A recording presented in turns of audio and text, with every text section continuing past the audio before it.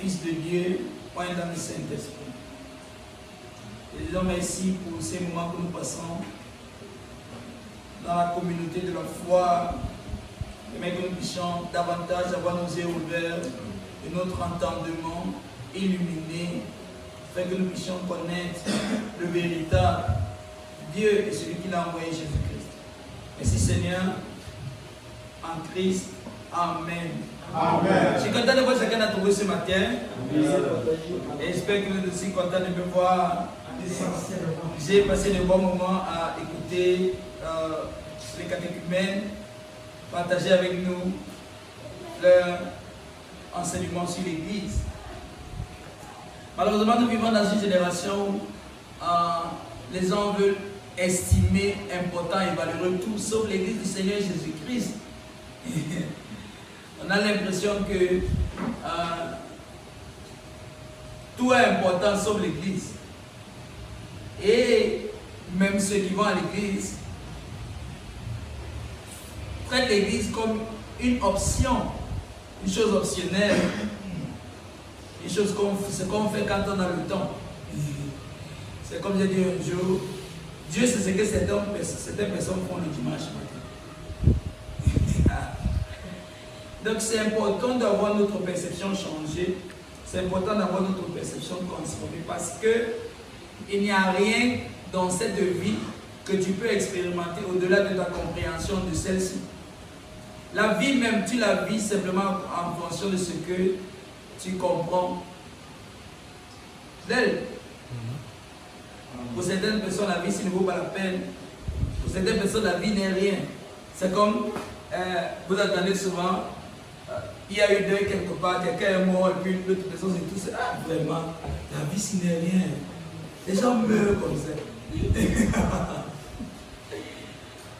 Est-ce que vous êtes en train de dire que ce que Dieu a créé, cette création de Dieu, ne vaut rien simplement parce que quelqu'un est mort?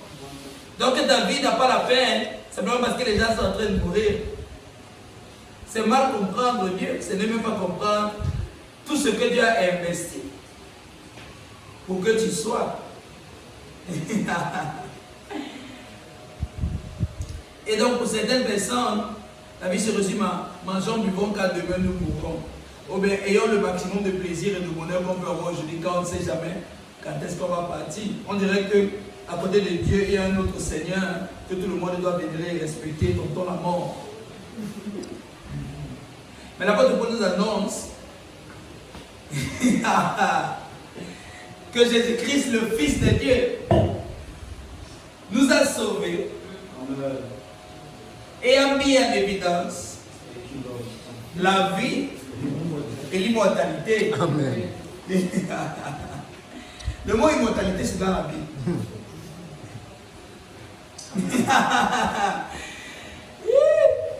Mais c'est une notion à laquelle la plupart des chrétiens ne veulent pas se confronter.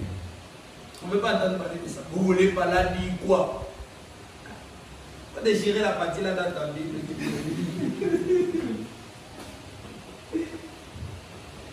Le Seigneur Jésus-Christ a dit quelque chose d'important lorsqu'il était sur la terre. Vous connaissez la vérité vous affranchira.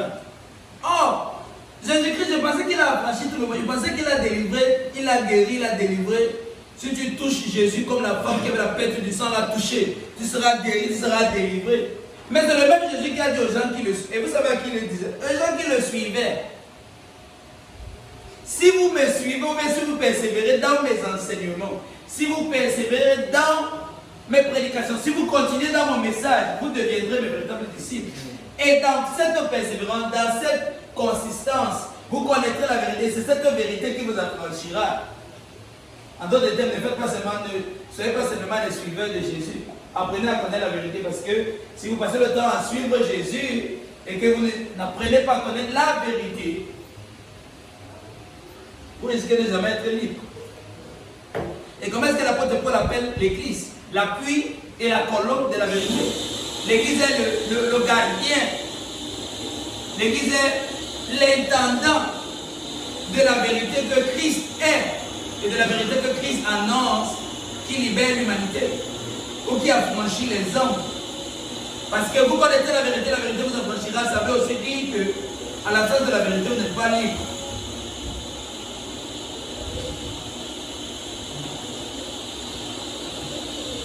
Vous m'avez l'air trop lourd aussi. On a une personne ici. C'est ça.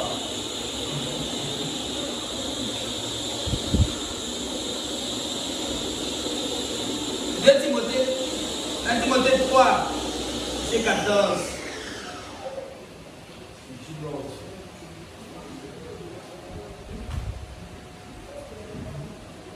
Hello. Aïe.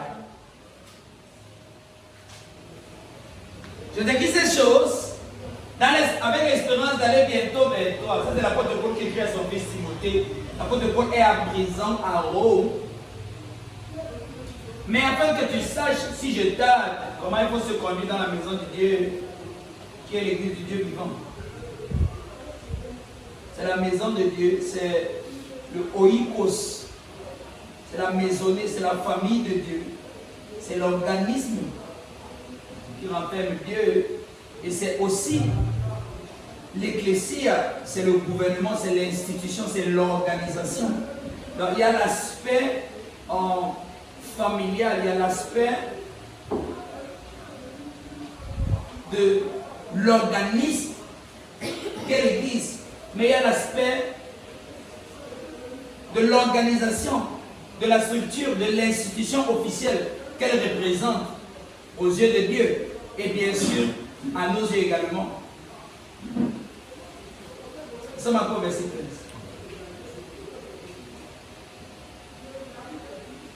13. Donc je t'écris pour que tu saches comment il faut se conduire dans la maison de Dieu.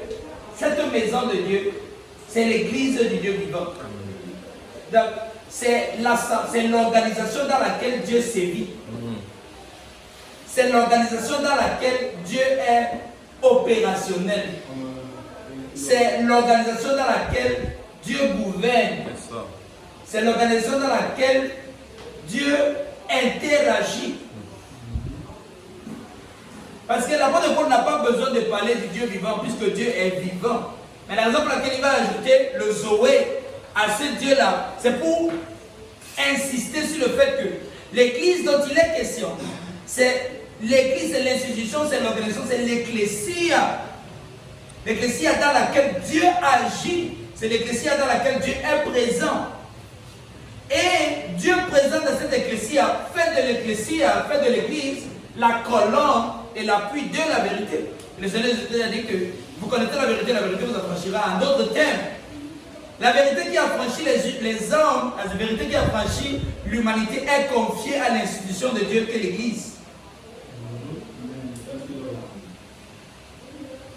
Donc si les hommes vont être affranchis sur cette terre, si les êtres humains vont vivre la vie à laquelle ils ont été destinés, vont vivre la vie à laquelle ils ont été prédestinés par Dieu, ils ont besoin de l'église de notre Seigneur Jésus-Christ. Ils ne peuvent pas s'en défaire. Bien sûr, ils sont capables de vivre une autre forme de vie à laquelle ils n'ont pas été destinés. S'ils se séparent, s'ils s'éloignent, s'ils mettent l'église de côté, est-ce qu'ils vont mourir, ils ne vont pas mourir, ils vont continuer de vivre. Mais il y a une autre vie que Dieu appelle la mort. Lorsque Dieu crée Adam, et qu'il dit à Adam, le jour où tu mangeras de ce fruit, tu mourras. Adam a mangé. Donc si Dieu est vrai, Adam est mort. Mais Adam a vécu jusqu'à il a fait les enfants.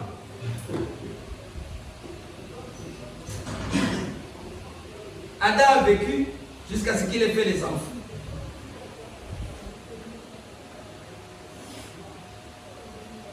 Donc il y a une autre forme de vie en dehors de l'église de Jésus-Christ que le Seigneur appelle la mort.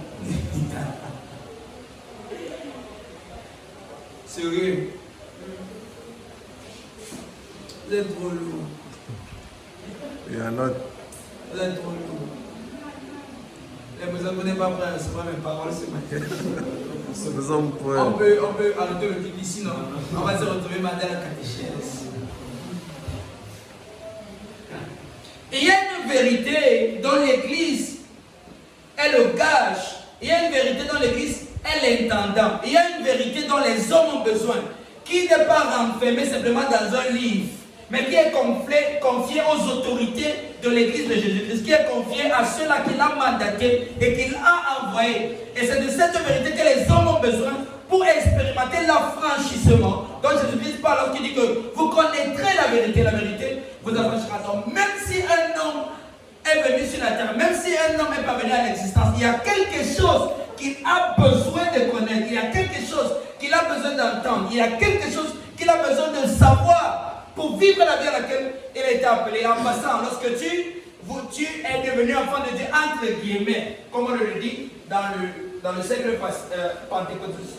Lorsque tu es devenu enfant de Dieu, c'est quelqu'un qui t'a annoncé une nouvelle qu'ils ont souvent appelée une bonne nouvelle, qui parfois n'est pas très bonne. On va prendre ça comme ça pour aujourd'hui. Donc ils ont souvent annoncé une nouvelle qui disent que la bonne nouvelle est qu'en entendant ces choses, tu t'es considéré désormais comme quelqu'un qui est sauvé. Parce qu'après tu as fait la prière magique qui a fait de toi un enfant de Dieu. Donc il y a toujours quelque chose que quelqu'un doit entendre qui soit nécessaire pour que l'homme soit libre. Et cette vérité n'est enseignée nulle part. Elle n'est enseignée nulle part parce qu'aucune autre institution sur la terre n'a été mandatée de par Dieu avec l'autorité d'enseigner ou de proclamer cette vérité. Amen. Donc si tu ne pars pas à l'église,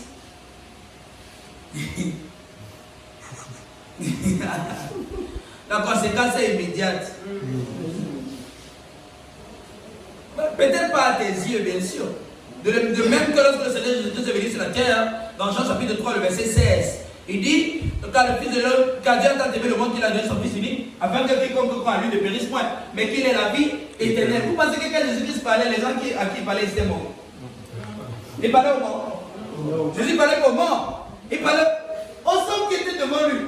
Et puis, j'entends un juif dire, ou un pharisien dire, toi tu parles de quoi? Est-ce que je suis parmi?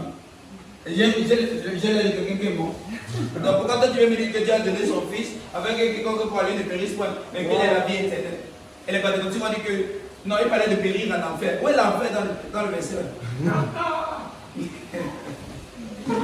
Parce que c'est ce que la religion fait. Elle prend un verset, elle ajoute une virgule quelque part, ou elle ajoute un mot quelque part. Elle te reproduit le même verset. Tu as l'impression que c'est la même chose. Alors qu'une virgule, un seul mot, ça change tout le sens. Alors si je disais, quand Dieu a tant aimé le monde, qu'il a donné son fils unique, afin que quiconque croit à lui ne périsse point en enfer, mais qu'il ait la vie éternelle au ciel. Jean 3,16, tu vas dire Amen. Amen. Mais je ne sais pas le verset que vient de citer. Ça passe tellement inaperçu. Thank you. Donc Jésus-Christ, quand il parlait, il y avait les hommes qui étaient devant lui, ils étaient vivants. Là, il y a quelqu'un qui me dit, là même là, on est là, on a vu, depuis qu'on a grandi, on a vécu, on a acheté nos maisons, on a acheté nos voitures, on s'est marié, on a fait nos enfants. Là, tu veux me parler de quelle vie ici? Parce qu'il y a quelque chose que Dieu, qui a créé le monde et qui a créé les hommes, n'a même pas révélé aux hommes. Et donc pendant tout le temps que l'humanité était sur la terre, l'humanité elle-même était inconsciente des vérités qui la concernent. Parce que ces vérités étaient cachées en Dieu. L'apôtre Paul appelle le mystère caché de tous les âges, qui maintenant est révélé au sein. Amen. Amen. Il y a une chose que l'humanité devait savoir que l'humanité ne savait pas. Il y a tellement de choses que le Seigneur Jésus-Christ venait révéler. Jésus-Christ n'est pas venu pour nous amener, nous enlever de l'enfer pour partir au ciel. L'enfer que nous avons dans nos têtes, entre guillemets.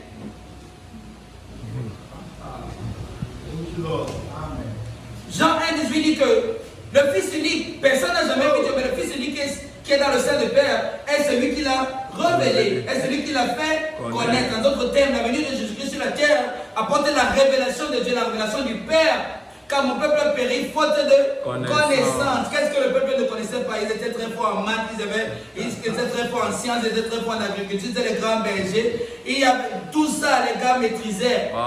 Le seul problème, c'est qu'ils ne connaissaient pas Dieu. Et parce qu'ils ne connaissaient pas Dieu, ils ne peuvent pas se connaître eux-mêmes. Parce que l'homme n'a pas été créé comme un système entièrement séparé de Dieu. L'homme a été créé pour vivre à partir de Dieu.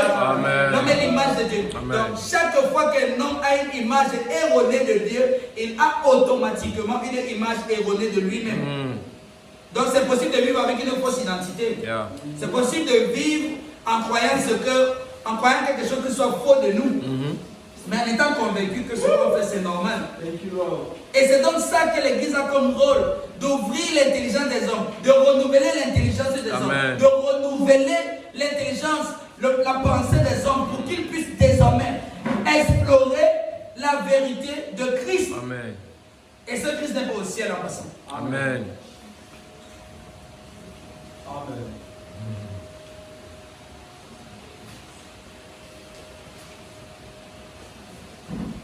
Et c'est quand même de reconnaître que tous les hommes vivent sur la terre. La différence entre eux, ce n'est pas la constitution de leur corps.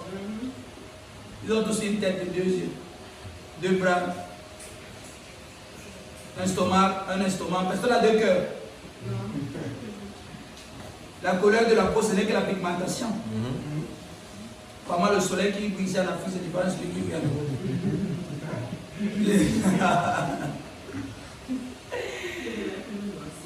Donc, ils sont tous pareils, mais la différence, c'est ce qu'ils connaissent.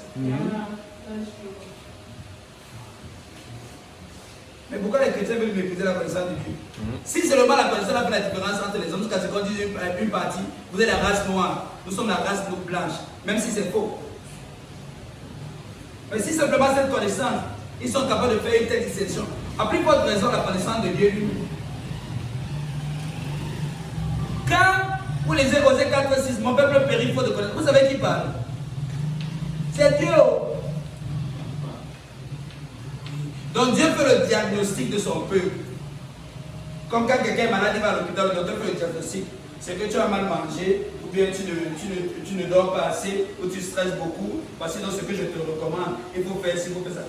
Dieu fait le diagnostic de son peuple. Si un chrétien faisait le diagnostic de sa vie, comment Dieu n'a pas encore ci, je n'ai pas encore ça, et ça qu'il y a un démon qui me poursuit. 3 jeux de jeûne, 21 jeux de Daniel, jeux de Moïse, jeux d'Élie. Je n'espère. Mais quand Dieu lui fait sa part le diagnostic, il trouve que ton problème, c'est que tu ne le connais pas. Yes.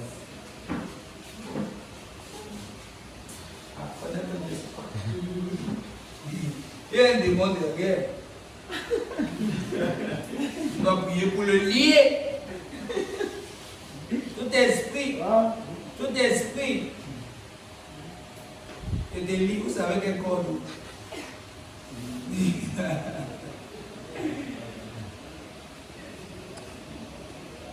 L'esprit de trop dormir, l'esprit de perdre l'argent.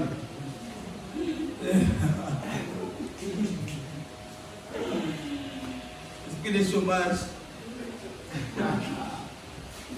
Pourquoi il n'est pas le travail depuis? Pour les célibats.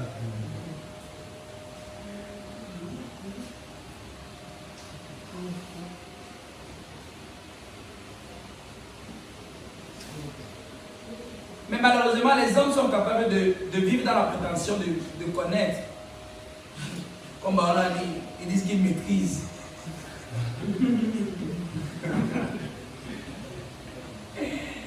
Je maîtrise.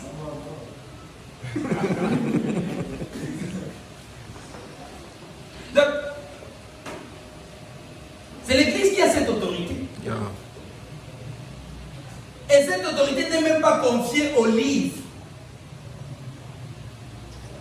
Cette autorité n'est pas confiée au livre. L'autorité de Dieu n'est pas confiée et n'est pas conférée à un livre. Amen. Thank you, Lord Jesus.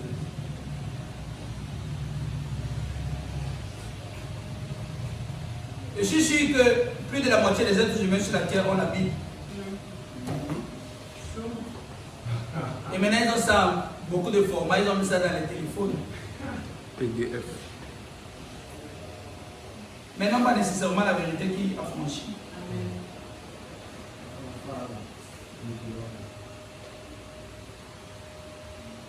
Lorsque le Seigneur Jésus-Christ appréhende l'apôtre Paul, il lui donne un mandat, après l'avoir formé, de prêcher l'évangile. Et lorsque l'apôtre Paul prêche l'évangile, la Bible n'existe pas. Donc il y a un évangile que les apôtres ont prêché sans la Bible. Thank you, Lord. Quelqu'un disait, ça c'est un scandale. Moi le pasteur a dit des choses comme ça.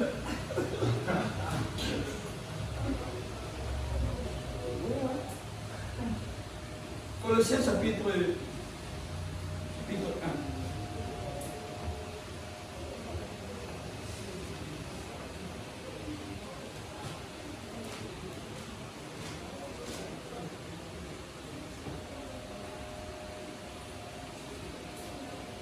Verset 24.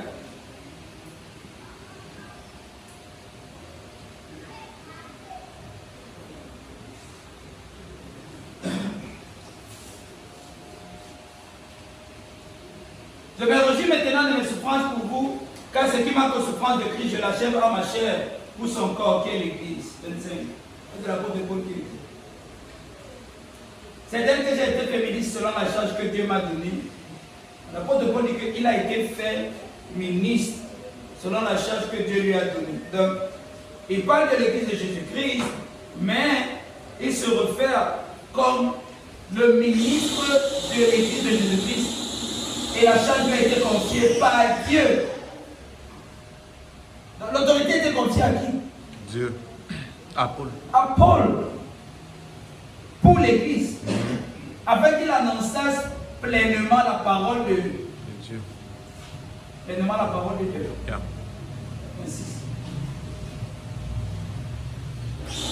Le mystère caché de tous les âges Mais révélé maintenant à ses saints.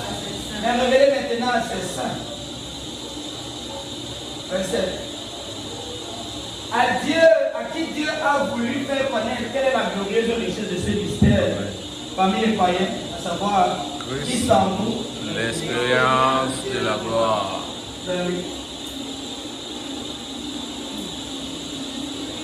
C'est lui que nous annonçons, exhortant tout homme et instruisant tout homme dans toute sagesse, afin de présenter à Dieu tout homme devenu parfait En Christ. Paul est allé prêcher, et notre problème c'est que, qu'est-ce que les apôtres prêchaient? Parce que autant là, on ne pourrait pas attendre des histoires comme ce que les gens disent aujourd'hui, que l'église fait régresser, on n'a pas besoin de l'église, l'église c'est les gens, les blancs qui ont importé, ou que l'église est montée, que l'église est descendue. Tout ça, ce sont des nouvelles choses que certains Africains, pour avancer leurs agendas, je ne sais pas si c'est de panafricanisme ou c'est de quoi. Maintenant, le problème, c'est l'église. Le problème dans le monde, ce n'est pas l'église du Seigneur Jésus-Christ. Sinon, dans le seul sens, c'est que l'église a laissé l'autorité qui lui a été confiée de diriger le monde. Mais qu'est-ce que les apôtres prêchaient? Paul dit que c'est lui que nous. C'est lui que nous prêchons. C'est lui que nous annonçons. Ah, donc voilà ce que les apôtres prêchaient. Eux, ils prêchaient Christ. Les apôtres prêchaient pas un livre. Fais exprès de faire la précision parce que on a tendance à croire que dès qu'on ouvre le livre, on lit n'importe où, l'histoire qu'on lit qui nous plaît et qu'on annonce aux gens, les gens ont tendance à croire que c'est la parole de Dieu. On ouvre un roi, l'Éternel a envoyé un ange, il a décapité toute une armée, et puis quelqu'un vient au dimanche à l'église. L'Éternel a envoyé un ange aujourd'hui, il va décapiter tous les ennemis de David. Amen. Et puis quand on rentre, on a l'impression qu'on a entendu la parole de Dieu. Et on est fier, on dit Amen. Mais qu'est-ce que les apôtres prêchaient? Ils ne prêchaient pas le livre, ils ne prêchaient pas les histoires d'un livre. Et s'il fallait faire référence aux histoires d'un livre, c'était pour ressortir la typologie. Lorsque l'apôtre Paul prêche ce qu'il appelle l'évangile de Dieu. Parce que chez les Thessaloniciens, lorsque l'apôtre Paul commence son voyage missionnaire, il commence par prêcher l'évangile de Dieu. Mais vers la fin de sa vie, il prêche l'évangile de Christ. Amen. Dans l'évangile de Dieu, il fait un parcours. Il retourne dans l'Ancien Testament, il repasse dans toutes ces histoires et il ressort la substance qu'il y a dans les histoires de l'Ancien Testament qui n'étaient que des typologies de Christ. Et vers la fin de sa vie, lorsqu'il prêche l'évangile de Christ, il transcende toutes les typologies de l'Ancien Testament. Il va même jusqu'à avant la fondation du monde. Parce que dans la révélation que l'apôtre Paul a eu, il a eu le privilège d'être enlevé dans le 3e ciel et d'entendre les choses, bien de voir les choses qui se sont passées avant que Dieu ne crée le monde. Vous n'imaginez pas le mystère dans lequel Paul était trempé. Donc Dieu l'a sorti de l'espace, sorti du temps. Il a fait un bond en arrière. Il s'est retrouvé dans la discussion qu'il y a eu entre le Père, le Fils et le Saint-Esprit, même avant que le monde ne soit créé. Et il a entendu ces choses. Et c'est là qu'il y a des choses qu'il a entendues qu'il n'est même pas bon pour un homme de prononcer.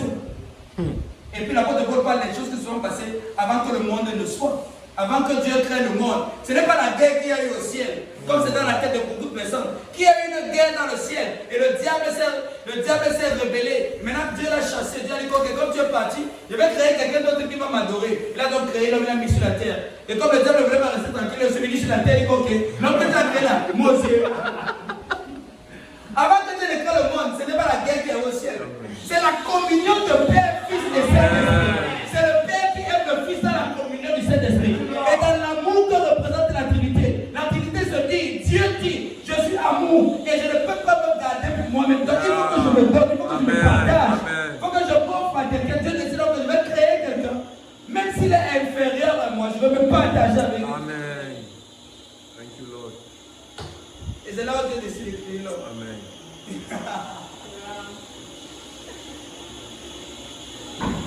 Sinon, pourquoi Dieu a créé l'homme? J'ai posé la question à un enfant venu chez moi et que c'était pour qu'on puisse l'obéir sur la terre afin de partir au ciel. Pourquoi il n'a pas créé le ciel une fois?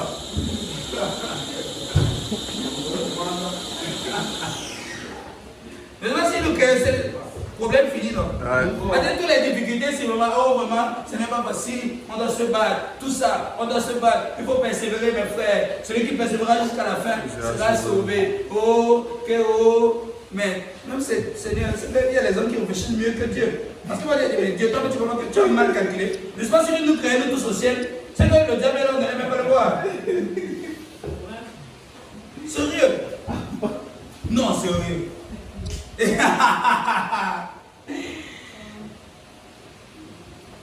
Donc Paul prêchait l'évangile de Dieu au début de son ministère et plus tard il prêche l'évangile de Christ. Il prêche le Christ cosmique. Amen.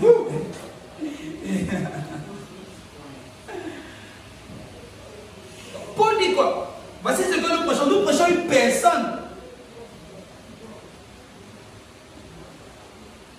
C'est lui que nous annonçons, c'est lui que nous prêchons, c'est de lui qu'il est question.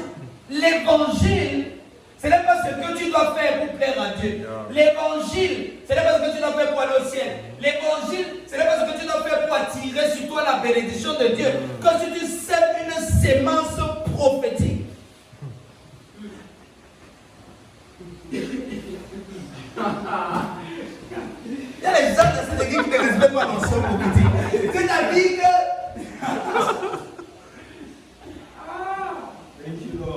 L'évangile, ce n'est pas ce que tu dois faire. Il n'y a rien que tu peux faire pour convaincre Dieu. C'est parce que Dieu avait déjà fait sa pensée te concernant même avant de te créer. Amen. Il avait déjà choisi de t'aimer avant que de te créer. Et il y a rien que tu peux faire pour augmenter l'amour de Dieu. Amen. Parce que c'est trop beaucoup, ça ne peut pas être augmenté parce que son amour est infini. Amen. Il y a rien que tu peux faire pour diminuer l'amour de Dieu. Lord. Parce que l'amour de Dieu est surnaturel. Tu ne peux pas le diminuer. Si tu veux, tu fais ce que tu veux. Et en fait, c'est toujours ce que tu fais. C'est pas toujours ce que tu fais. C'est Dieu, c'est comme ça. Les gens font ce qu'ils veulent, mais ils veulent renier leur libre arbitre. Après, il dit que Seigneur, tu étais où? Il était là où il a toujours été. Il n'a jamais bougé. Il a bougé les parties.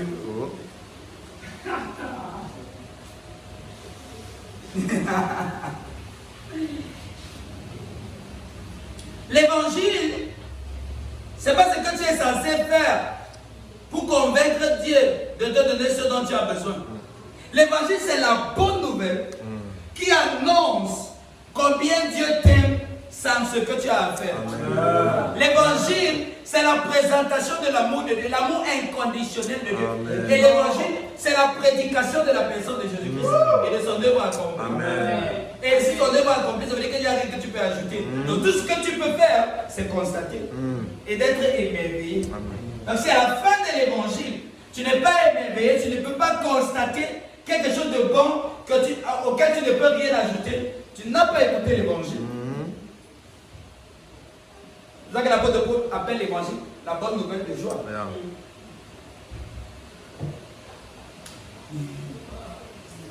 C'est lui que nous annonçons. C'est donc quoi cette bonne nouvelle?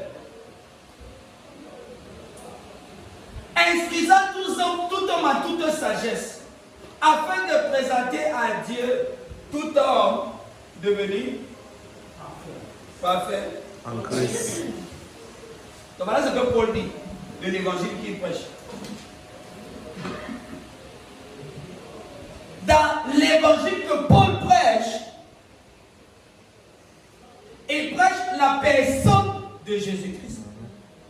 Et quand il prêche la personne de Jésus-Christ, tous les hommes qui sont représentés en l'homme Jésus-Christ, on n'essaie pas de faire ces hommes devenir des hommes acceptables à Dieu.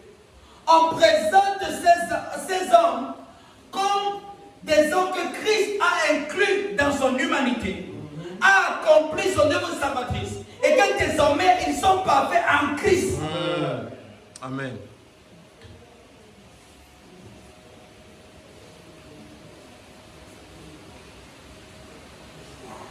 Donc lorsque l'apôtre Paul dit que nous présentons tout homme parfait en Christ, c'est pas qu'il va convaincre Dieu de considérer les hommes comme les hommes parfaits. Wow. C'est pas comme s'il va convaincre les hommes de devenir parfaits pour être acceptés par Dieu. C'est qu'au travers de l'œuvre que Christ lui-même a accomplie, les hommes étaient inclus dans son œuvre. Et au travers de l'œuvre qu'il a accomplie, les hommes en Christ.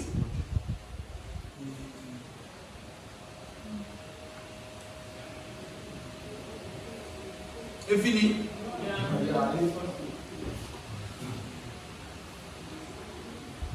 Sois parfait devant Dieu. Amen. Amen. La conscience du manque va te faire manquer ce que tu as. Yeah. Si tu es conscient de ce que tu manques plus que de ce que tu as, tu manqueras ce que tu possèdes. Yeah.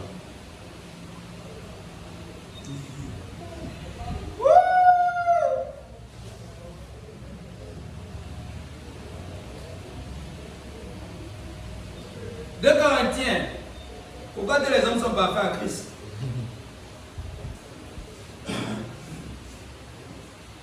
Cinq. Tu connais l'autre partie.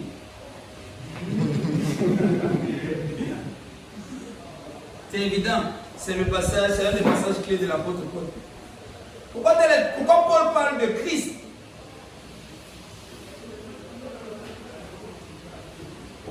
On remonte un peu. Souvenez-vous.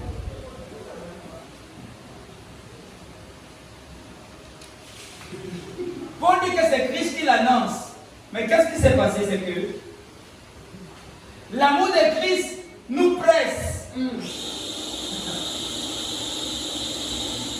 Les hommes ont déjà pris lui, c'est comme. De venir m'être pressé là-bas.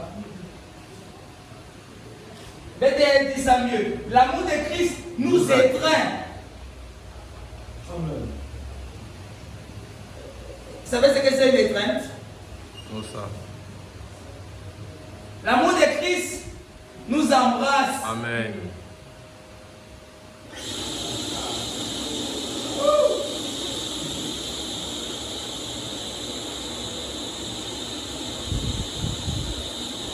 L'amour de Christ nous étreint. L'amour de Christ nous embrasse.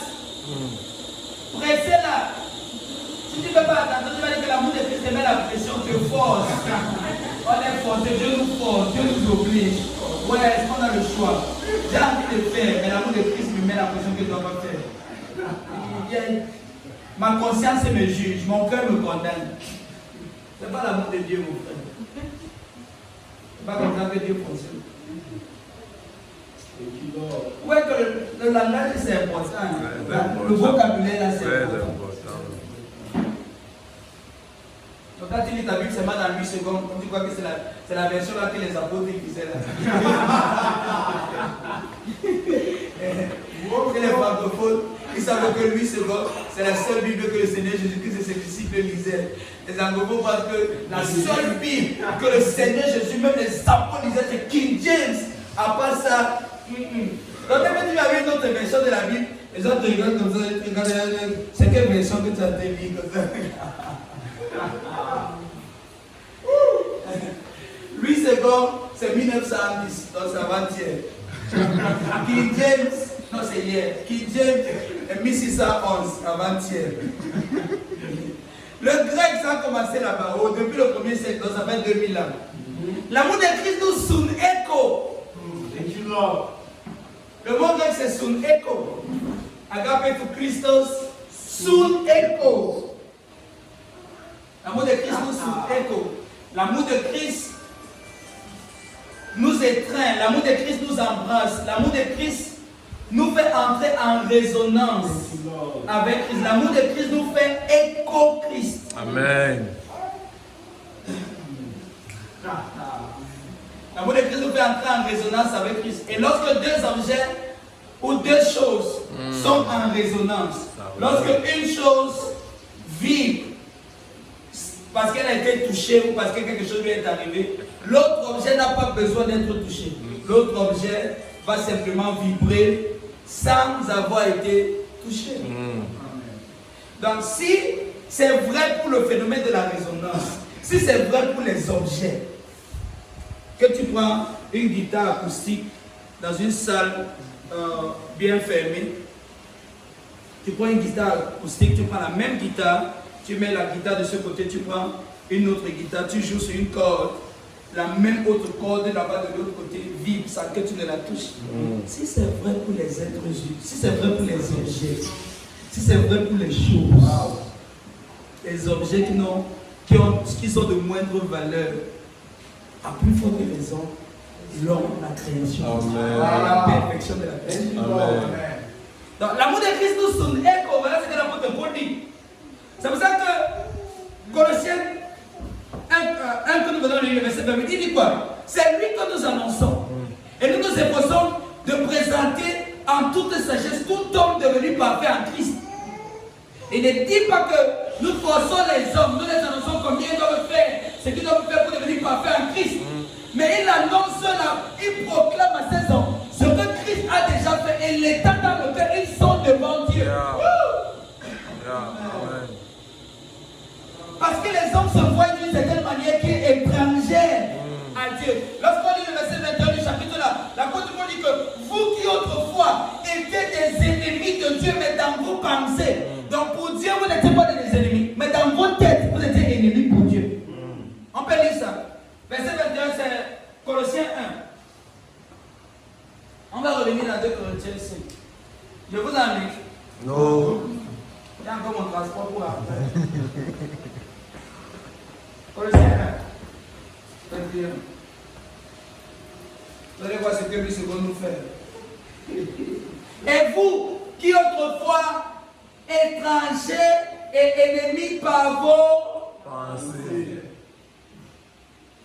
Donc, Paul précise, l'inimitié, ce n'était pas dans la tête de Dieu. C'est nous qui avons considéré que non, nous sommes les pires pécheurs. Nous sommes mauvais, nous sommes ennemis de Dieu. Mais Dieu dans sa tête ne nous regardait pas comme des ennemis.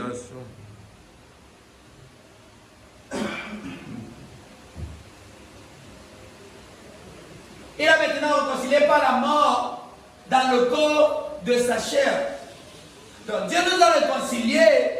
C'est pas qu'il avait des problèmes avec nous. C'est pas qu'il était en colère. Dans la mort de Jésus-Christ, c'était pas pour assouvir la colère de Dieu.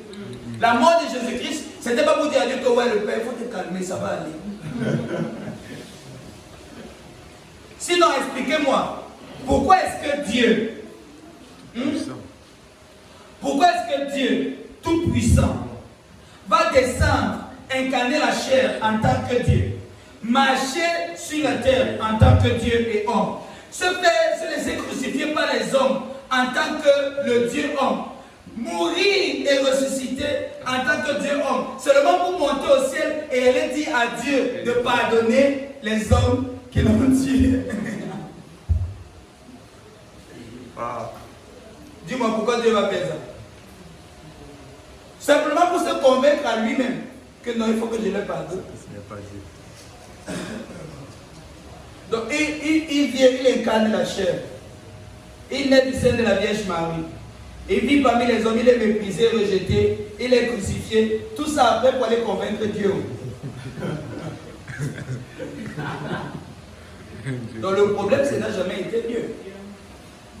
La mort de Christ, c'est l'expression ultime de l'amour de Dieu. Amen. C'est Dieu qui veut dire à l'homme, regardez à quel point je vous aime. Au point où j'accepte de devenir comme vous. Au point où j'accepte que vous me méprisez. J'accepte que vous me marchez dessus. J'accepte même la mort à votre place. 2 Corinthiens 5. La mort de Christ, c'est l'expression ultime de l'amour de Dieu. Amen. Dieu exprime à l'homme à quel point il n'est pas hostile à l'homme. Il exprime à l'homme à quel point il n'est pas son ennemi. Il montre à l'homme à quel point il n'est pas contre lui. Et il ne le fait pas à un homme juste, il le fait à l'homme pécheur. Tu es aimé de Dieu. Amen. Tu es aimé à l'extrémité. Amen. Dans l'amour de Christ nous presse, l'amour de Christ nous sonne écho, l'amour de Christ nous fait entrer en résonance avec Christ, l'amour de Christ nous étreint, nous embrasse. L'amour de Christ, qu'est-ce que l'amour de Christ fait? L'amour de Christ nous fait entrer dans une union avec Christ, une union tellement proche qu'elle est inséparable. Et lorsque l'union est proche et inséparable, ce qui arrive à l'un arrive automatiquement à l'autre. C'est ce que l'apôtre Paul dit. Alors, parce que nous estimons quoi? Qu'est-ce que nous estimons? Nous estimons que c'est un seul mort pour tous. Tous sont morts. Pour rappeler le phénomène de la résonance, si une chose arrive à l'un, la même chose arrive à l'autre sans que l'autre chose ait été touchée. Parce que les deux sont désormais en résonance. Ils sont en train de sound écho. Donc, si un seul est mort pour tous, un seul qui est mort, c'est qui? C'est Christ. Un seul est mort pour tous, c'est ce qu'on appelle la mort vicaire de Jésus-Christ.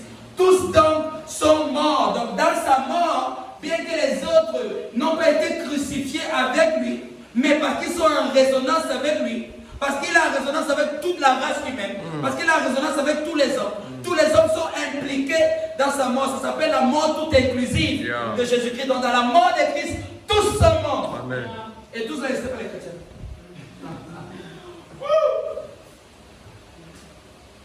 Et qu'il est mort pour tous, ça veut dire que ceux qui vivent ne vivent plus pour eux-mêmes, mais vivent pour celui qui est mort et ressuscité pour eux. Donc voilà ce que l'amour de Christ a fait. L'amour de Christ nous a joints avec Christ, de sorte que tout ce qui est arrivé à Christ nous est arrivé. Dans la mort de Jésus-Christ, les hommes sont morts.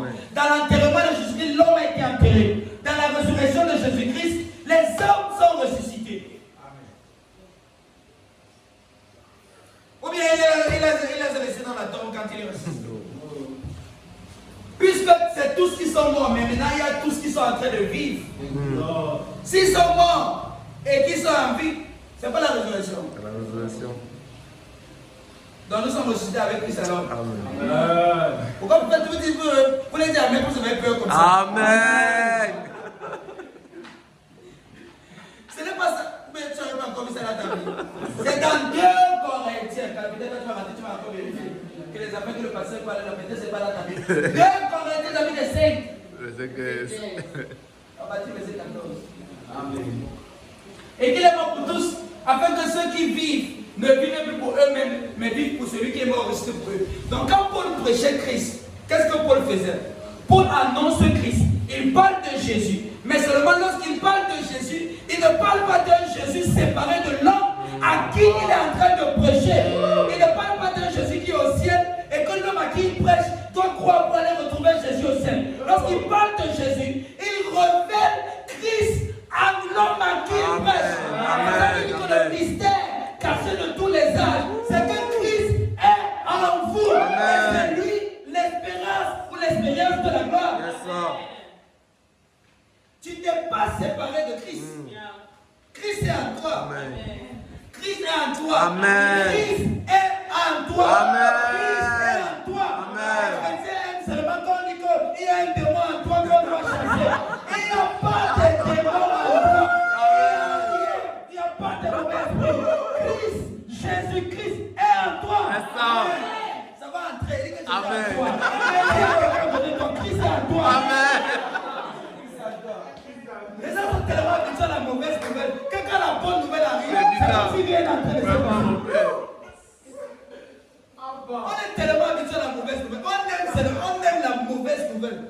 quand la bonne nouvelle arrive, tellement on est habitué à la mauvaise nouvelle qu'on ne veut même pas croire la bonne nouvelle.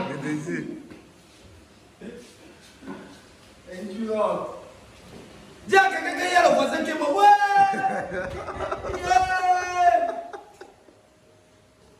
Dis-lui qu'il y a le voisin qui a ressuscité. Tu es sûr? Elle ne croit pas. Elle ne croit pas. Parce que notre système est tellement habitué à tout ce qui est mauvais. Donc quand on a la bonne nouvelle en face de nous, on met la bonne questionner ça.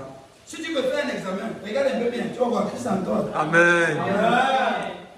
Si seulement tu connais regarder dedans. Merci, Lord. Si tu connais regarder dedans. Parce que voyez-vous, la plupart des êtres humains ne sont jamais rentrés à l'intérieur de nous. Toutes les vies. Toutes les vies. La plupart des êtres humains ne sont jamais rentrés à l'intérieur de nous. Les chrétiens ne connaissent pas la méditation. Ils ne savent pas s'asseoir comme ça, rentrer à l'intérieur. Tu sens ton esprit. Mais tu es esprit. Parce qu'on a habitué à se guérir dehors, tout ce qu'on voit. C'est pour ça que les gens ne savent même pas prier. Jésus dit que quand tu pries, tu es dans ton lieu secret. C'est quoi le lieu secret? C'est pas ta chambre. À l'intérieur de toi. Mais les gens ne savent pas le faire. Mais vous êtes à New Creation Ministry. Amen.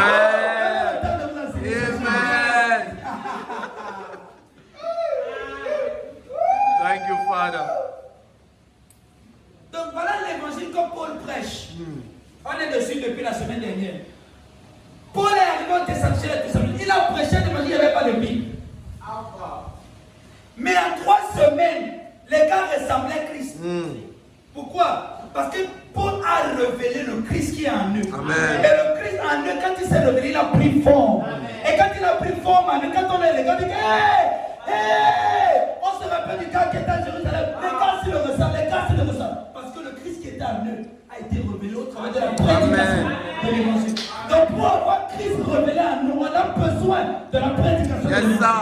On a besoin que le Christ en nous soit prêché pour qu'il soit révélé. Il est en toi. Mais pour te révéler, tu as besoin d'être prêché et de recevoir la bonne nouvelle. Amen. C'est pour ça que quand on va voir nos frères qui ne partent pas à l'église, on ne va pas leur dire, on ne va pas leur donner l'option. Tu choisis le ciel ou l'enfer. Mon frère, je sais même avec toi. Tu choisis quoi? Gars, il faut choisir maintenant parce que demain peut être trop tard. Tu choisis quoi? Le ciel ou l'enfer? Aucun apôtre n'a prêché comme ça. Aucun! C'est un évangile inventé. Aucun apôtre n'a prêché. Ah, je vous le dis.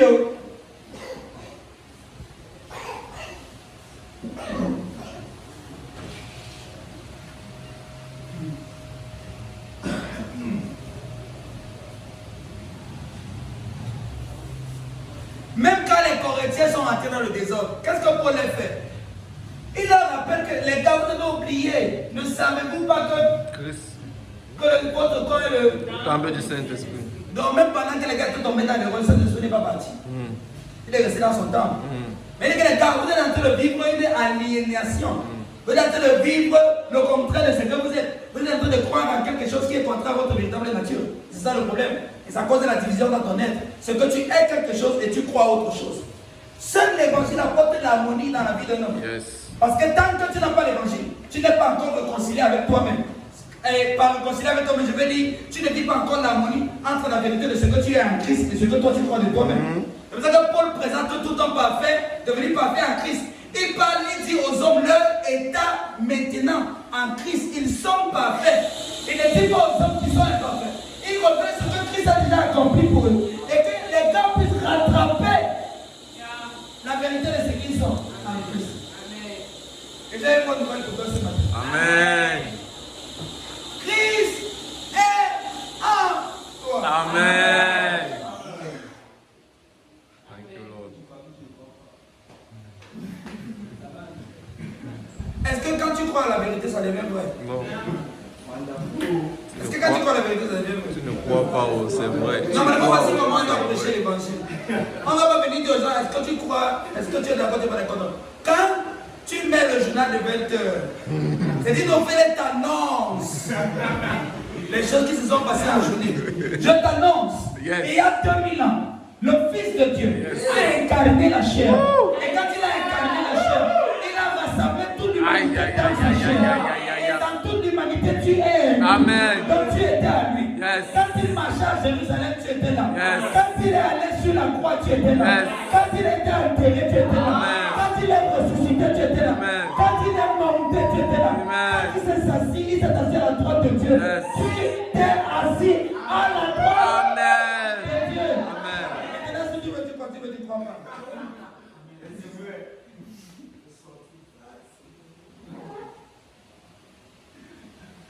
Thank you, Lord. Et voilà ce qui se passe. C'est que la bonne nouvelle, l'évangile Evangelion, du grec Evangelion, est qualifié comme une nouvelle qui est presque trop belle pour être vraie. Et c'est ce qui se passe dans ta tête maintenant. Comment est-ce que c'est possible?